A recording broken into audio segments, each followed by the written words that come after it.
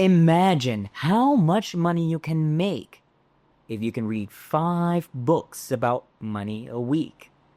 Now, there are ways to read books so fast that it feels like cheating. But if you continue to read at an average speed, you're going to get an average result.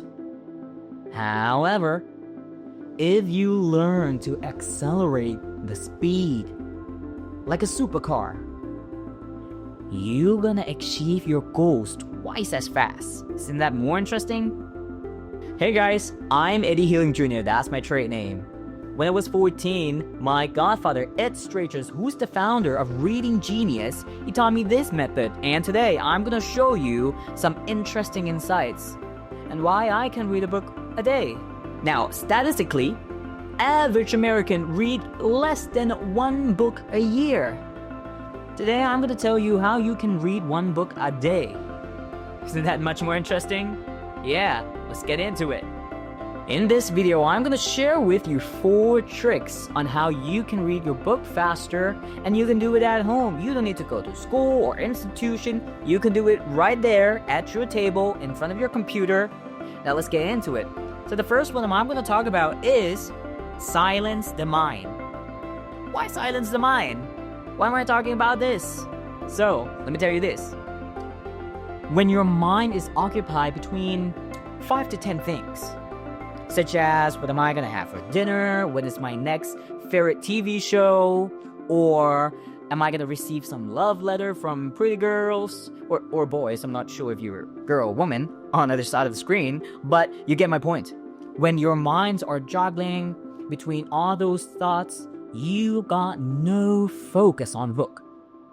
Now I'm being real. Let me give you an example. Let's say you wanted to plant something, a flower, a rose. You don't want to just throw the seed in the dirt and water it and hope for the best. No. You want to prepare your soil. You want to put in some fertilizer. You want to put in some nutrients for the plant. And you carefully dig out a hole. You put the seed in there, cover the hole, pour the water on it, and the flower will grow beautifully. You get my point? I actually don't know how to grow a rose because I'm sitting in my office all day. But you get my point. It's the same with your mind. So in order to get all of your focus and attention into your book, you have to silence your mind.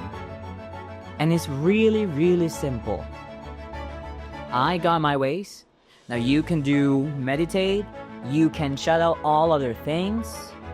But you gotta really detach yourself from all of anything around you or anything that is bothering you. Your friends, your mom, your dad, your fiance, your side chick. But getting all of those away will help your mind to be clear. It will help your mind to be in a perfect state for absorption. So you can absorb the wisdom and insights from the book much, much, much better. Now, I want you to take 20 seconds and do that on your own. Do it in your way that resonates with you best. And then we're going to continue with tip number 2.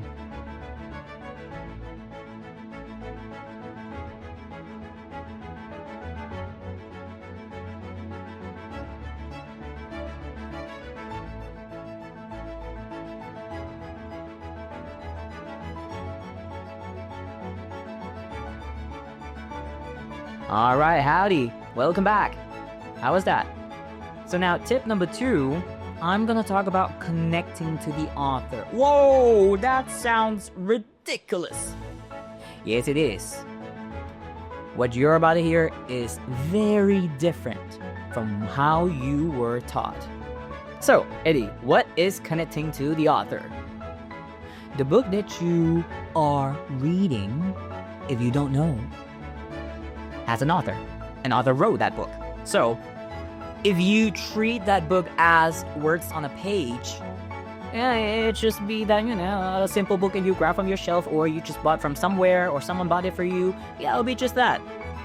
But if you learn to connect to the soul or the spirit of the author, You can feel and hear their insights and wisdom. Connecting to the author has so many benefits. Something that are hidden in the book. The book has 10,000 words. We all know this. But there are a few words in the book that you want to pick up. And when you connect to their spirit, meaning the authors, it will be much more easier for you to pick up those words and you can connect. You do your Da Vinci game, decipher that code. So you don't have to spend an entire month to finish only half of the book. Really? I'm telling you this. Now, tip number 3, amplifying your curiosity. So, what's in my hand? I just grabbed something from below. 1, 2, 3, time's up. Actually nothing, I'm just playing with you. But amplifying your curiosity, what is that? Of course you know what curiosity is, right? Now, everyone is curious. Everyone is curious about every single thing. Me too. Sometimes I'll just find my neighbors just to see what they're doing. But regardless, to amplify your curiosity, what I really mean is for you to amplify your emotions that you have with a book. Sometimes books can be boring. You see a big book, a thick book, whether you're a student, you're a professional, you're a self-development seeker, you have this big book about improving yourself or subjects, it can be boring. But I'm going to tell you this, when you amplify that curiosity, you ask tons of questions.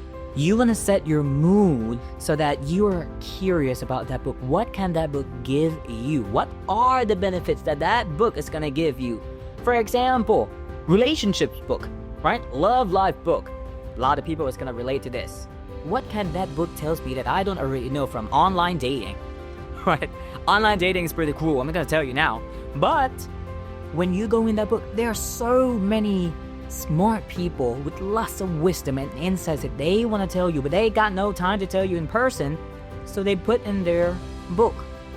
Now, what if you can read, say, 2 books about love life and relationships in one sitting? How would that improve your love life? How would that improve your relationships? Think about the benefits that you're gonna get from the book. So the way that I do is that I get really curious about the book, ask tons of questions, so you do it in your way. I'm going to give you another 20 seconds just to do that, and I'll see you back here with the last tip, the 4th one.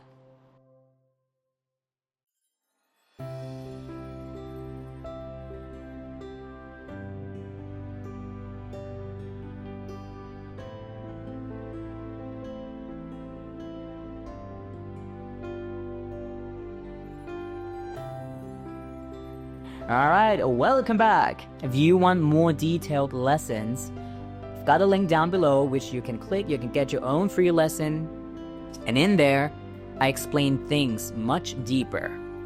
Now on to the final step, step 4. Dream about what you've read.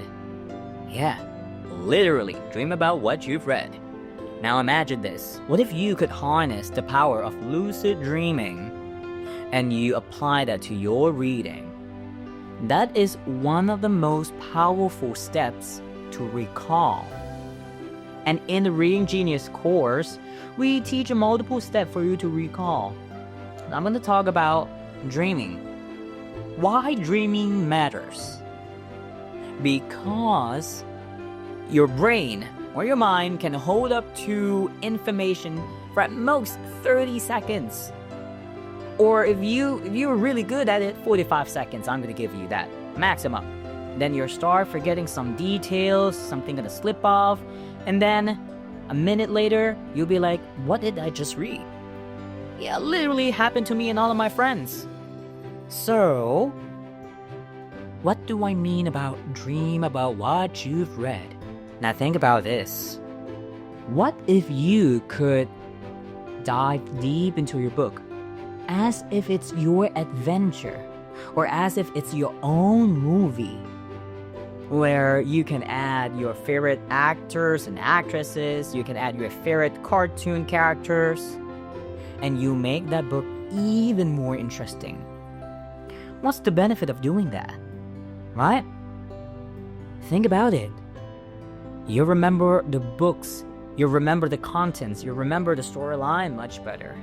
Are you ready to do all the 4 steps and instantly improve your speed?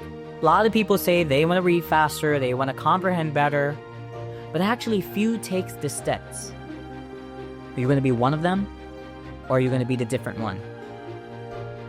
Okay, so now if you found value in this video, I want you to watch this next video that I made. It's about creating mind map, one of the most powerful way to recall. Is that interesting? You like that? You want to recall a whole book? Yeah, click the video, and I'll see you right there.